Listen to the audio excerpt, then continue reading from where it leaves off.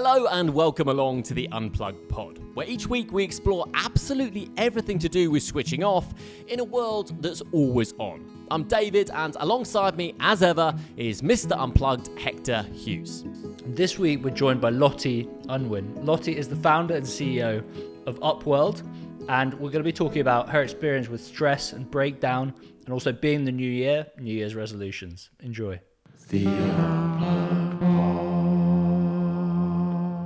Lottie. Hi. Hi. Well, first of all, thank you very much for coming along to the Unplugged Pod. My pleasure. 14. It's great to have you here. Appreciate the time. We'll start how we always start on the Unplugged Pod, by asking you, how do you unplug? I know, I wish it was an easier question. Well,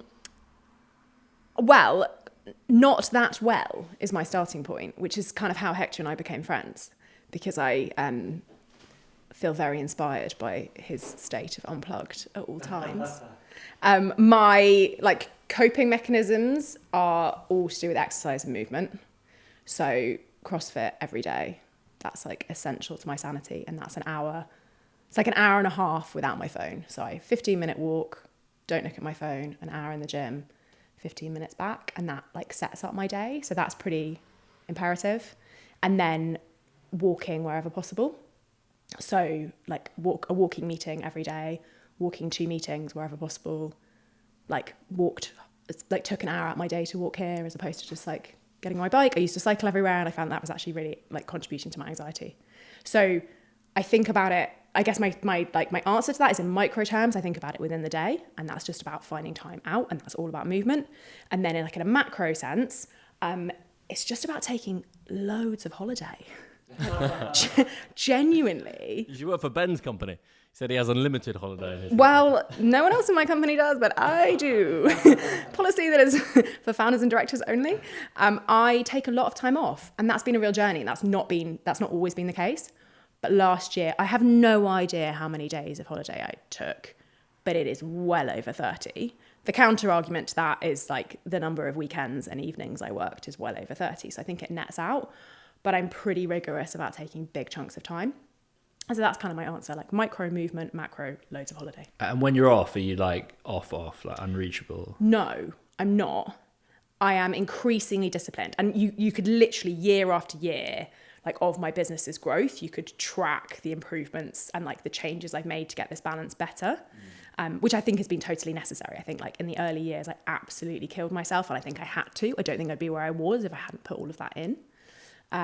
But now it's a balance. So I took 3 weeks out in August and went to Colombia, branded it my sabbatical, which was just a ruse to stop me feeling guilty about taking yet another mega holiday. It was pretty clever bit of rebranding on my behalf. And I worked an hour a day there. And that was pretty clear. I was pretty disciplined about when that would be. Typically meant I just get up super early, do an hour with my coffee first thing in the morning, and then close my laptop, and that'll be it. Or end of the day, I do an hour. So I'm not offline. I'm just time boxing space. And for me, the perspective of just being somewhere else does a huge amount of good. I don't necessarily need to be totally blackout to get the benefits. And CrossFit, you do that 7 days a week? Or? Not 7 days. My cranky hips would fully collapse. But yeah, I definitely move. I'd say 5 days a week I'm in the gym, and then I make a real effort on those other days to make sure I'm getting that with yoga or walking. And are you thinking about work, or are you just kind of in the zone when you're... As much as possible, I try and treat it like meditation. We've spoken about my pathetic attempts to meditate. I can't do it, but I can spend 45 minutes watching a clock, doing whatever that sweaty thing is, and that takes me to a different place. And I really notice thoughts come back in and how my body's response to those thoughts falls apart. So I will find myself just stopping in a workout, and it'll be because something's popped into my head about work. So I find it a great way to bring awareness to the role that work thoughts are playing in my head. What was it just working 1 hour a day? Because I think that would be a great experiment if everyone just had to condense all their work into 1 hour a day and see if businesses and companies and life still manage to plod on in the same way. Because that's super. So I wish my team were here to give you the answer to that question, because there's 2 very different perspectives. I had a great time. I spent an hour a day basically being a whip cracker and quality control. And with that perspective, I just saw the wood from the trees so clearly, like stuff that I would have let slide when I think I was more effective because I would have let loads of stuff slide when I was like in the weeds and unable to see like with that level of distance, like, no, that's not good enough, or that's not what we need, or that's not the right strategy. So it worked really well. I just used it to focus on the key meetings. I wasn't in the key meetings, so I was watching recordings of them, which again was a super interesting exercise. So I was like transcribing the recordings. You can imagine how difficult this was for the people on the other end of this, like transcribing the key meetings, going through and like adding comments to the transcriptions while I was watching them. And you actively listen in such a different way when you know you don't have to respond and you know your body language isn't being watched. Like I think as leaders, we actually spend a lot of time in meetings worrying about how we're being perceived, not about our contribution. And so if you know that happened 24 hours ago, and your contribution is to provide like a really synthesized, pithy opinion on what needs to happen as a result of information shared, then you can do that in a really clear way. So it's really helpful. They hated it because all I did was be neggy, which was a huge learning. Like if I did it again, huge learning, which is like that hour a day needs to be 20 minutes of making the team feel amazing. And then you can do your 40 minutes of like reflecting but I was kind of just this like demon, this like Slack demon that would just like sprinkle in a load of like, this is late, this isn't good enough, this isn't good enough. And I think it was great. Actually, it was actually a great month in terms of like business transition, but not necessarily a great month for morale other than mine. 1 hour a day. Sounds about right, Hector. Yeah, I mean, work expands for all the time available, as you know. So I do think there is a lot of wisdom in that. And that's really interesting what you said about the meetings. We do spend a lot of time thinking about. We spoke a bit beforehand because I know you're mostly remote now. About like being in the office, there is just a lot of that narrative. Like, if we're all being honest with ourselves, you are thinking about like how am I coming across or blah blah blah, and like it's just such a waste of time. Well, there's all of that pressure about having to be nice about like enough stuff.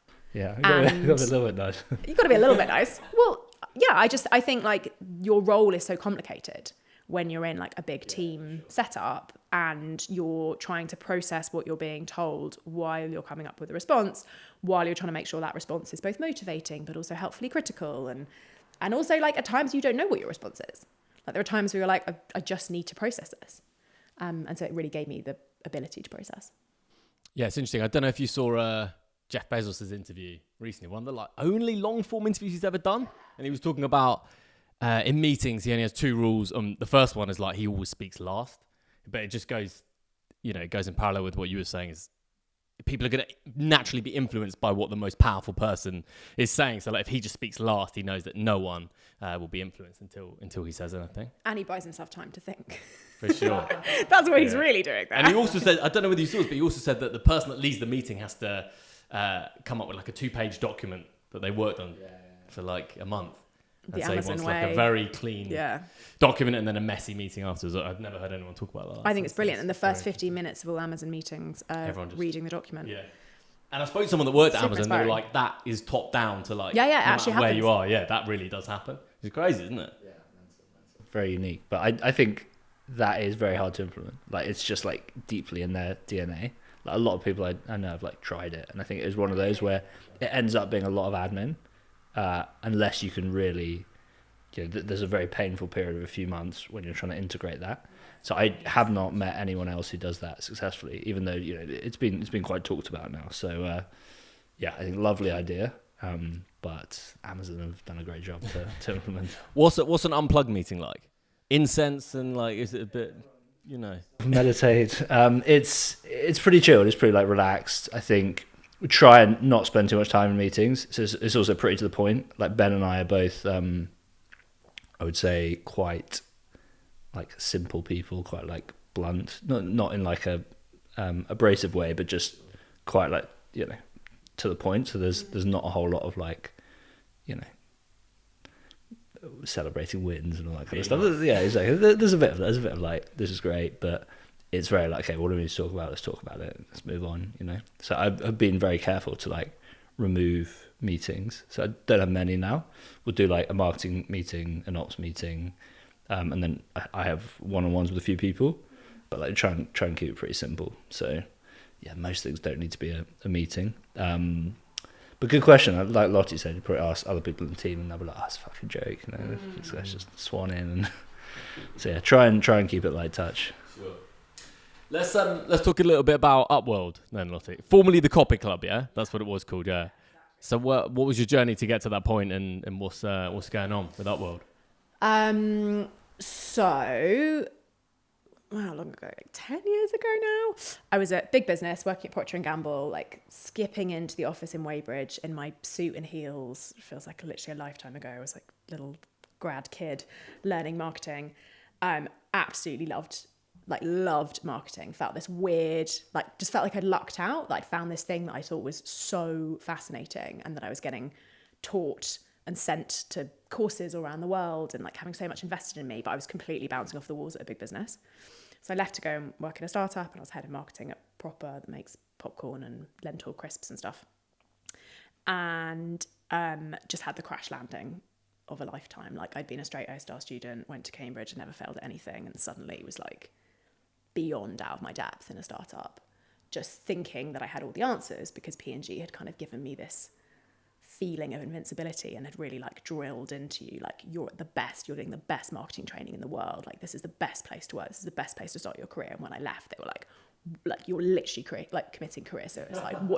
What are you doing? You're never going to work again. But that meant I turned up in this startup and I was like, guys, I'm pretty good. Like, I actually know quite a lot about marketing. And what I knew was how to spend £14 million on TV ads when I had an agency that would press all the buttons. I didn't know how to sell popcorn. Like, literally had no idea. And I found it really hard. Like, it was way more of a profound change than like, oh, I'm a bit bad at my job. It was like the first time that I had really sucked. And the only way I learn is through other people. Like, I've never been particularly book smart, which is ironic for someone with an English degree, but like, that was another rocky road.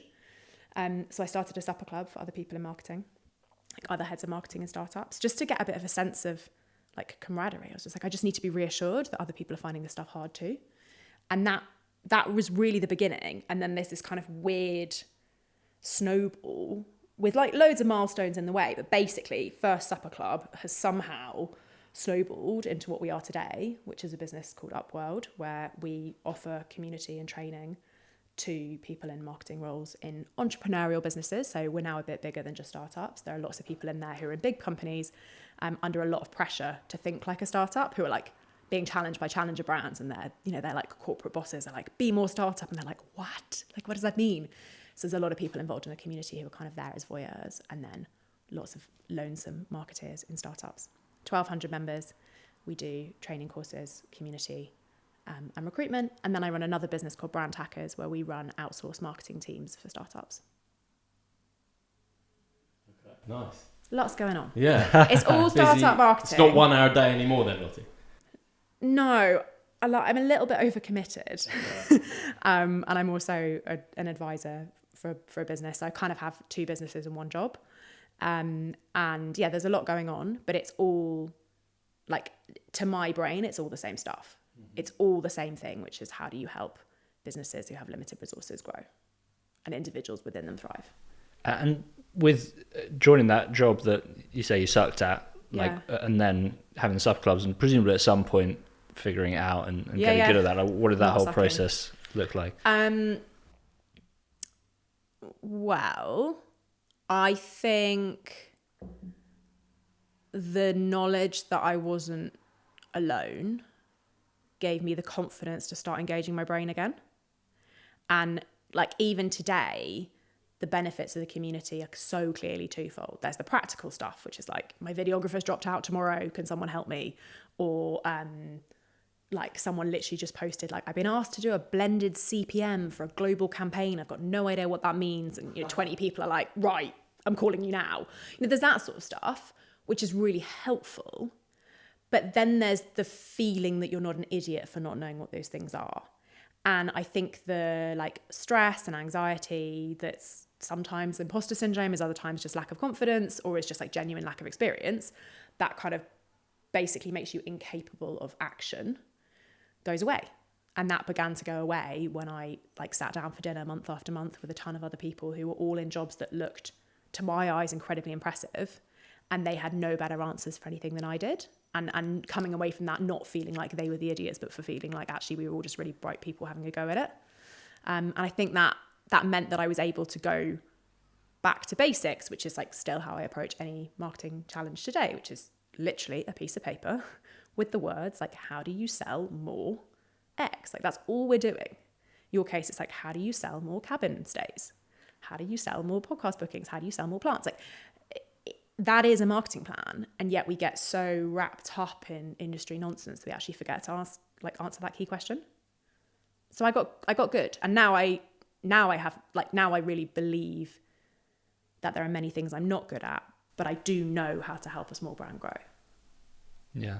And has going through that yourself and like the stress of not knowing how to do it, and you mentioned going through a lot of mental health stuff yourself, has that changed how you now run the company?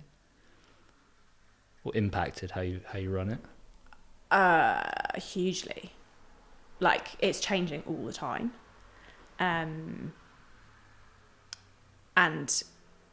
I mean, there's so many different like ways into that. So there's like my own mental health journey and why we can talk about that and how that's changed the way I think about the company. But then there's also like the practical learning curve of like understanding what prioritization actually means. Like you can preach it, but when you're like in another week where you've done 1,000 things and achieved nothing, and then another week, and then another week, and another quarter, and another quarter, and you start to like understand what saying no to stuff actually entails and the impact on the P&L of those decisions, I think it's like hugely shaped the way I run the business and the advice I give to, like a lot of my job is to work with founders, and that experience of living it firsthand has been so helpful in being like credible and like empathetic. Yeah. So what was your mental health journey? Well, this comes back to why I take so much holiday. Why do I get to go on holiday all the time? I think I've always been anxious, like well before there was the language for anxiety. I think we take it for granted now that there's actually terms for this stuff. As a teenager, I don't think anyone would have diagnosed me with any like underlying mental health challenges. They would have just been like, she's a stressor. But I really was stressed. Like I was really, really uptight, and I have this quite chronic like belief system that I'm never good enough. And so that was always bubbling away. And then I started building a business, which was a passion project for a long time. So Copy Club, the supper clubs existed for years and years while I was working. Then I went freelance, moved to India with my ex-boyfriend, broke up with him after 9 years and kind of found myself like single in Delhi with no career, and then began to turn the side hustle into a business, but like from a place of like really needing to prove a lot to myself. So I think like the foundations for that were quite shaky, like needing to prove a lot to myself anyway, and then in that particular moment of life having a lot to prove. So I went at it. Like I absolutely gunned the first 2-3 years of building a business. And that was doing that alone from my kitchen table in India, and then going into lockdown in India, getting like the last, like the evacuation flights had all left, and I was like refusing to leave, and then like finally got an Air India flight back 2 weeks before my 30th birthday, because I was like, I can't. I've been dumped again there, and was like, I can't sit in 44 degrees on my own with armed guards outside, because like a Delhi lockdown was an intense thing. Like I've got to get home. So like finally like bit the bullet and just jumped on a plane after the embassy had been like, the last plane is left. Are you okay with this? And I was like, yeah, I'm okay with that. And 2 weeks later, I just went onto Air India and bought a ticket. It was the most bizarre like fudge. But anyway, got back to London and kind of kept going with this really flat out journey to just do whatever I could to make this business work, without really knowing where I was going, without really a vision, and just with this sense of like I had to keep pushing, and I had to keep hiring, and I had to keep bringing in revenue to keep hiring, and I'm completely bootstrapped. So there was no way through that other than just grit. Like it was all about get the cash in. The way I got the cash in was by doing work myself at the highest possible day rate I could. That gave me the bandwidth to then grow out the team, just like rinse and repeat. So I was just working really, really, really hard for a very long time. And then there was a day in like March think it was 2-3 years ago now, where I just fell over in the shower and couldn't stand up, and just like knew that my brain had broken, and that, yeah, it was a breakdown. I was 6 weeks in bed, like moving from, you know, like weeks of literally staring at a wall through to like walking, you know, like 10 meters down the road and back, and that being my afternoon activity. And like slowly kind of by the end of those 6 weeks, I was going back to 2 hours a day at work and then building it back up from there. And it was a proper, yeah, it was like a year of recovery. But I basically learnt that you can break your brain, which was not something I believed was true. Like I was like, oh, I put myself under loads of pressure, but like brains, I hadn't even finished that sentence. It wasn't like, but brains don't break. It was just like, that's who I am. It was, yeah, that's how it felt. It was like, that's my identity. Was like, I'm always someone who's really stressed, and that's just my identity. And then I kind of realized that it might, like, I don't want to say it might kill me, but like it could absolutely render me incapable. And that's been just such a pivotal moment. Like I can literally trace like life before then and life after then, and how my priorities have had to shift so significantly, to make sure that I never ever go back there again. And that the journey's been like, it's a positive journey from there, and it's not an incident that I like regret or wish hadn't happened, but it was pretty transformative. Gosh, thank you for sharing. Yeah, it's amazing how you look back on these things as like that was the thing that kind of changed everything. I feel really strongly about sharing it. Like I really look for opportunities to talk about it, because I think it's wonderful that there's more language around this stuff, and I think that's great. And I'm like so proud to run a business and to work with other businesses that have mental health support. Yet I still think there's such a lack of awareness of how physical it can be and how extreme this stuff is. I actually think the socialization of it's made it, like, dare I say, normalized it. It's like, oh, you don't have anxiety. Like, oh, weird. Like, are you okay? Like, are you actually part of modern society? And I think that's quite problematic, because it's made it like something you put on a mug. Like I used to talk a lot I did a lot of podcasts the year after, because it was really I was like, if I can share this stuff, at least something positive can come out of it. And I talked a lot about how the word workaholic just isn't taken seriously at all. Like we have to, it's the same around addictions to food actually. Like work and food are things that we have to do. So you can't say, well, they're quite addictive, so just don't do them. Like like society couldn't function if that view was work's quite addictive, so let's just all stop doing it. But it is super addictive, and I come from a family with quite crippling history of addiction, and have really seen up close how drug addiction and alcohol addiction can ruin your life, and work addiction ruined mine.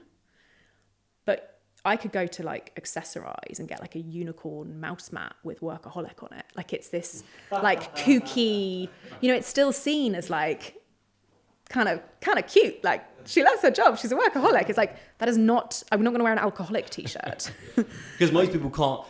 The reason I think that is because most people can't possibly comprehend working so much that they'd have that kind of breakdown, right? Like I consider myself a hard worker, but to push myself with work to that kind of point, where you said your brain felt like it was broken, right? That's too difficult for most people to understand. So they just put that as like, oh, workaholics. It's almost like a comical thing, because maybe in your worlds, like I understand that founders probably do put in more. Well, I'm not even sure I want to say that, because there's a lot of people that work for, if you're a nurse working overnight or whatever. So it's but most people just can't comprehend that, I guess. I think it's a bit that, but then most people can't comprehend having an addictive relationship with alcohol that gives them liver damage. And yet they wouldn't trivialize that. I think there's a glamorization around working really hard, and there's a culture of status that comes with graft and like the word hustle and all of the like different connotations that come with that. I think there's still real glamour associated. And I think founders have to pull themselves together, because we have this narrative of like, well, we work so hard, which is just nonsense. Like loads of people in senior business roles work much harder than we do. We have the authority to say like, I'm going to do, hectic and say, like, I don't want to go to that many meetings. Most people can't do that. They have to show up to the meetings and they have to do all of the work. And I can say, I'm going to take loads of holiday. Like, we need to stop this narrative that we have a really hard life. Firstly, because we've chosen it. So, like, do something else. All of us are eminently employable. So, like, honestly, we just need to stop it. And secondly, there are lots of people that work harder than us. But I think there's a real glamour around it. And I think it's really toxic. And that's why I talk about it. Because if I can like reach out to a couple of people who are like, I think that resonates. I feel kind of close to that. And I can say, like, this will be physical. Like, something will, if you keep going, something will happen to you, which is exactly the same as being like, my ankle really hurts. I'm going to keep training for that marathon. I'm going to keep going. I'm going to keep going. I'm going to keep going. Like, and then you can't walk. It's exactly the same. Our brain has like a physical role in the same way any body part would, and we shouldn't wear it out. What did it actually feel like when you said you were in the shower? Did you say that? I was in the I can't really remember, which I've got two memories. One was I was in the shower and I fell over or like slumped over and was just sitting there, like just kind of like completely vacant. And there's a woman in my business who at the time was a coach who thankfully had been through a similar experience many years ago. And I messaged her and I don't know what I said, but she like clearly was like, this is an absolute SOS cry. So was like, I'm taking over your business. I'm running your company. Goodbye. I will call you in 3 weeks' time. And I know that I didn't fight it. I was like, okay, great. So that's one memory. And then I have another memory, which I think must have been before, but I can't quite work out the timeline, which I think is like in itself, like the fact that this is just like a massive blur feels quite telling because like I really couldn't think. I have another memory of getting a smear test and sobbing and the poor male doctor thinking I was sobbing because he was there. And I couldn't find the words to be like, mate, I literally don't give a fuck. You do whatever you need to do. Like, this is not about you looking between my legs. Like, that is not what's going on right now. Like, something is happening in my brain and I can't articulate it. And then I went home because I was staying at my mum and dad's and I got an email, and it wasn't a difficult email, but it was just like the email that all of us get 20 times a day, which requires like a bit of cognitive processing. And all I could hear was like grey, like computer, that like TV crackle noise where it's just like, like nothing was happening. And I was like, it's not working. Like I can't process. So I have these like 2 days in my head. I don't know which way round they happened, but like that was the feeling at the time of just like complete inability to process a single thought. So yeah, as I said, I literally lay in bed and stared at a wall for a bit. And then I began to get up a bit more. I ate glass on toast one day, which was I smashed a jar of jam and it had loads of glass in it. And so I just put it on toast and was like eating it. And then my partner, who was in Saudi Arabia at the time, either called me. I couldn't really have a conversation with anyone. But I remember saying to him, I just ate glass on toast. And he was like, okay, babe. Right. So it's all a blur. Yeah, like what it's like, you need to stop. You need to not do that. Like stop doing that. I'm going to order your takeaway. And I was like, okay. And what did that kind of recovery look like? Like a year's time, were you kind of completely fine, or I guess that never quite leaves you? I don't think I'll ever be completely fine. Yeah.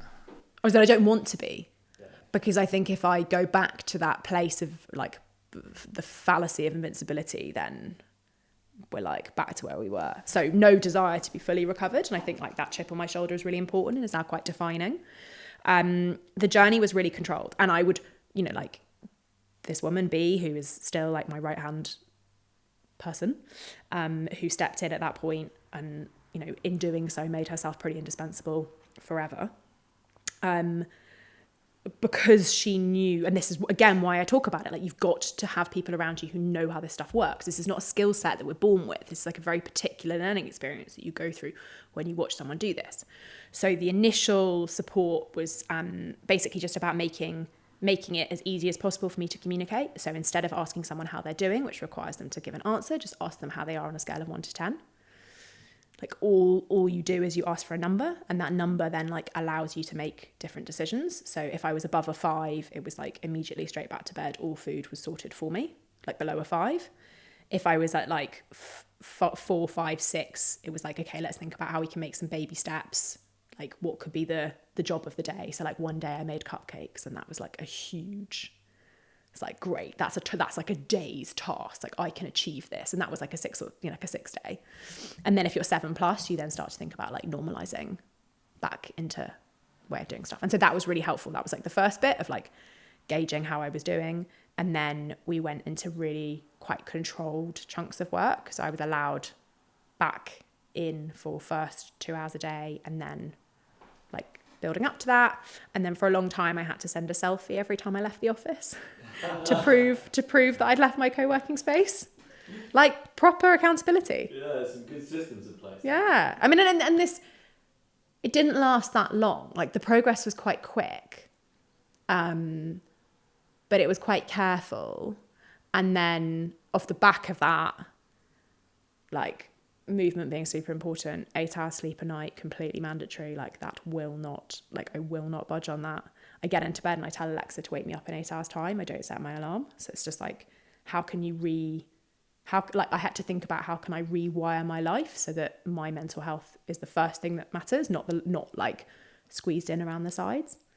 And then, yeah, lots of holiday. And then I slip up.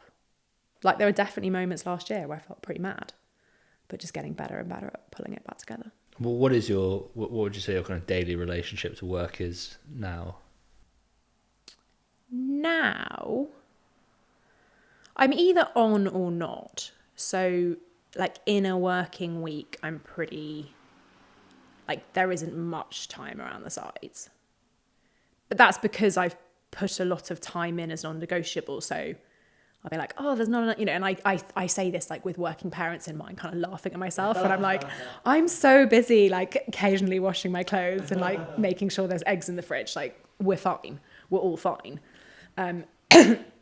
So yeah, work takes up a lot of the space, but the rest of the space has been like carefully protected for me to have my nutritious meals and get my 8 hours sleep and do my exercise and all of that. So it's manageable for sure. So you're obviously addicted to work, as you say, right? There's recovering. There's obviously many ways to build a company. Hector, in any part of your journey with Unplugged, have you felt, if not addicted to work, then addicted to the process? Definitely addicted to the process. Yeah, I'm quite a lazy worker, so I don't have the problem of like putting in 13-hour, 14-hour days. Like it's just not in my DNA. Like I'll do a bit in the morning, and then it's like swan around, speak to some people in the afternoon. Like it's all pretty casual after that, and then maybe check back in the evening.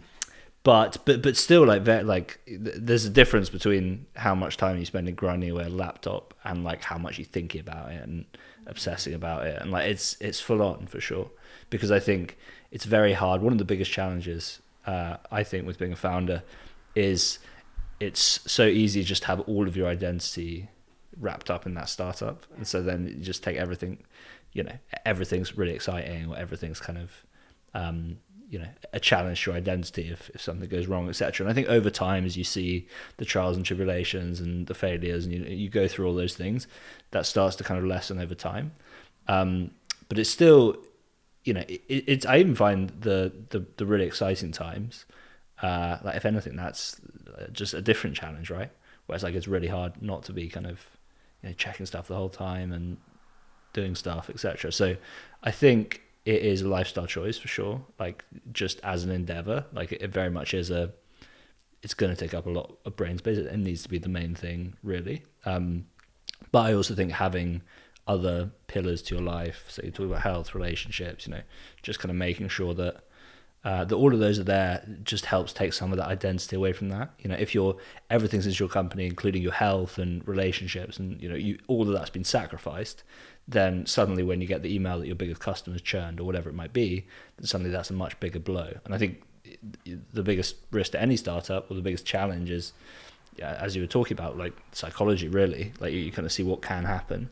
And so I think there's not enough talk about prioritizing that. There's almost like, there's a lot of talk about like founder mental health, but it almost, as soon as you like mention mental health, it's kind of like well-being, and like is a bit of a wishy-washy topic, but it's like, we're not just talking about, and then it's easy for people to kind of shrug it off, and it's like, no, I'm just I'm just someone who can fucking smash out 80-hour weeks, but it's like actually reframing it as, for a lot of people, like, I am a lot better at my job, not good at it, but better at it when I'm in a good frame of mind, when I'm happy, when I'm healthy. And so I think the weeks that I'm less busy, that I'm kind of, really taking time to reflect and recharge, etc., like, I just do a better job, And the weeks that I'm busier, it's just a lot of inconsequential shit, It's like a lot of meetings that I shouldn't be taking, a lot of emails about projects we shouldn't be doing, and it's just, and I feel like we spoke earlier about the kind of workaholic versus alcoholic, and I think part of the problem with the workaholic, or the challenge, is that it always, like, when you're really making yourself busy, like, it feels like you need to be busier all the time, right? Whereas like with alcohol, the good thing is when you wake up and you've got a terrible hangover, like a bit of you is like, fuck, that's clearly bad for me. But I think with the work thing, it's like, no, the only way is like, I need to be busier and busier and busier. And it's like, when stuff's not going well, then it's easy. Like, I feel like it's very insecurity driven, and I've been there many times, to just get busier. It's like, I have not solved the situation, so I just need to get busy with stuff, so I feel like I'm doing my job, And so actually, I think when I'm less busy is when I'm the most like self-assured of like, I'm doing what I need to be doing, and just kind of being there for everyone. I think we need to clarify, like, the definition of addiction. I'm going to slightly misquote this, but it's when it's doing damage to you or those around you. And I think there's a really important distinction between a healthy relationship to work, when you have a job you love, and you can be obsessed, or you can be really passionate, and it can be all consuming, and you can choose to have a different work-life balance, because, as you say, like, being a founder is a lifestyle, and that can be a really positive thing.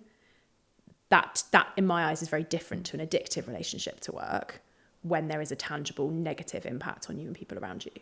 But what I think, you're beginning to say something super interesting around the way we talk about founder mental health. So we always talk about it as though we're aiming for, like, okay, that it's all about offsetting bad. But actually, there's a whole other side of this coin, which is like, what if you have excellent founder mental health? Like, if you're in like peak mental health condition, in the way you talk about being like peak physically fit. If you're peak mentally fit, what does that mean? And I think, like, I'm going into this year feeling really excited that I'm at a point where that's now my priority. Like, I'm no longer just trying to mitigate risk, but I'm now like optimizing for future gain. And so, and that comes both at like a personal point where I'm comfortable enough that I'm not on the edge, but also professionally at a point where my job is now about decision making. It's not about grind. And that, because of the kind of business I run, was a real tipping point. For the first couple of years, genuinely, volume of emails sent equaled output. And I know that sounds deeply unstrategic, but in some ways it was true. It was literally just do enough work, make enough money, stay alive. Then we hit a point where that wasn't the game anymore, because there was a big enough team and there was enough financial security that we were going to stay alive. And now my job is do the three most important things that are going to have the biggest impact, or set the optimum internal culture to motivate the team. And those things don't just require me to be like okay on a mental health level. Like, I can't do that if I'm just surviving.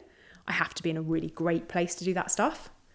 So I think that's a really exciting way of thinking about it. Yeah, and I think when any leader interacts with the team, the people they're working with, like, those people are then going to go away and do work, and they're so impacted by how that interaction has gone.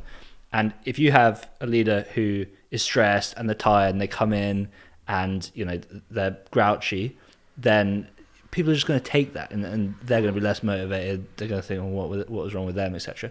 But if you come in and you're confident, you're calm, they just think like everything's great. Like the boss is fine. If you're coming in and you're visibly stressed, and they think like, what don't I know? Like what's going on? But so yeah, I think almost the thing I try and prioritize more than anything else is like just putting on like a calm and positive front. All right, that probably leads pretty naturally to start of 2024. Yeah. New Year's resolutions. Love them, hate them, not interested. What's on the agenda, Hector?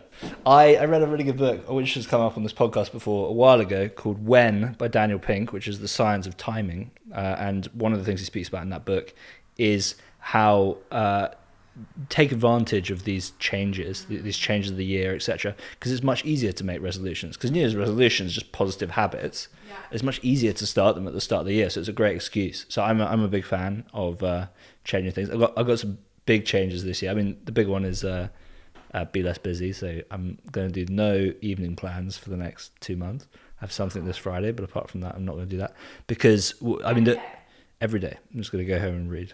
That's all I'm going to do. But mainly it's because I've had a lot of health issues the last couple of years, like autoimmune stuff, and got a diagnosis in December for a leaky gut, which has been... Sounds glamorous, at least. It does sound glamorous, yeah. They really need to sort the name out there. I know. It needs Lottie's a rebrand. breakdown packs more of a punch into them. Yeah, exactly. So leaky gut I need to talk to is someone what about I've got. that. But so I have a very extreme diet to fix that, which I'm excited about. So it's actually meat-based. I've been predominantly plant-based for a long time. Very controversial, but it's predominantly meat-based. There's a lot of grass-fed lamb and venison at the moment. And so that is obviously pretty awkward because it basically takes out... You basically can't eat out anywhere. Yeah. So it means got to hit breakfast and a kind of late afternoon dinner.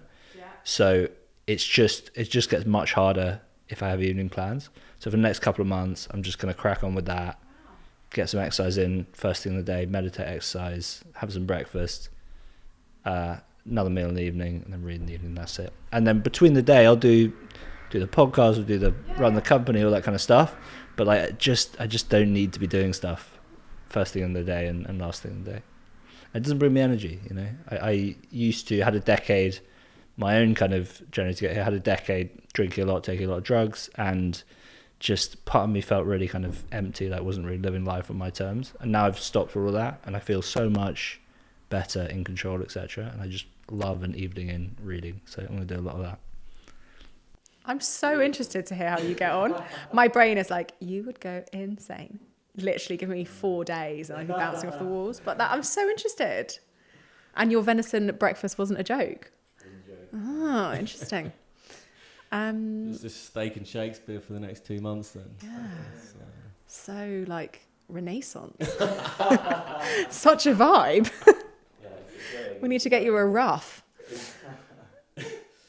What about you? I am quite into resolutions, but I try not to put too much pressure on myself. I think a lot of my recovery has been moving away from goals. Like I used to always have some physical thing I was training for, and I don't need to prove anything to anyone. Like it's absolutely fine if I never run a marathon.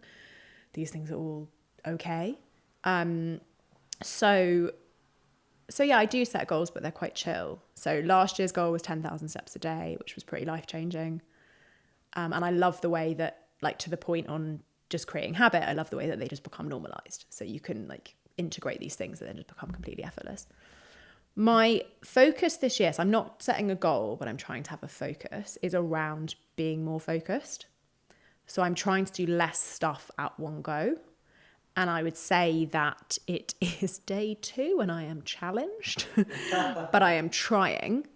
So the like inherent structural problem with the way I've built my life is that there's an awful lot of shit going on. So that's like 3 revenue streams across 2 businesses plus an advisory role. One of those revenue streams is a consulting business where we have 100 plus clients. Like, that's an awful lot of noise. And so being focused is really challenging. But I am just being really clear with what I need to achieve every week, month and quarter. And I've got 2 people who are holding me super accountable to those goals, and getting really comfortable with like thinking about the year in chapters. So this, January is absolutely a chapter about work. February is a chapter about adventure, investing in my relationship, and like kind of mapping it out like that and having a sense of what matters within that and being able to communicate to all the people who'll be impacted, like what that month is going to be about. So my boyfriend is very aware that this is a work month and I'm out of here. But I find that really helpful. Make the yogurt. He just has to make that yogurt bowl every day. No, I find it really helpful to be able to say, this is what I'm doing and this is what I'm going to do after that and here's why I'm doing it and this is like the way I've made those decisions. So focus is my kind of word of the year. Love it. David? Just keep having fun, man. I think we touched on it a bit in the end of 2023 pod. Just turn off my phone for 12 hours out of 24 every day. So like 8 p.m. to 8 a.m.